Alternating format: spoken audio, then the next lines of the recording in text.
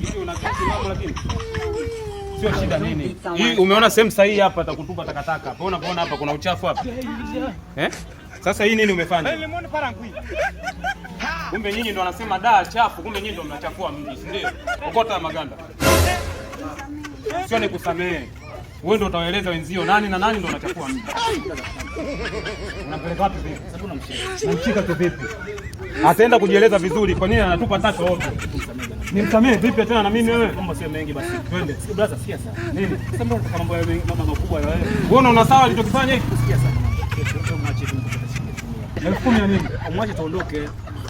Nikusamehe nini? Sisi chochote chukua lakini sasa unakuta 10,000 nenda nayo. Huyu nitampeleka huko aenda kazungumze. Kwa nini unatupa taka ovyo? Sasa brother si anazungumzika tu mambo mengine. Huko ndo ataenda kuzungumza vizuri. Wewe nenda. Wewe toka niache bwana mambo ya kuhusu. Wewe ndio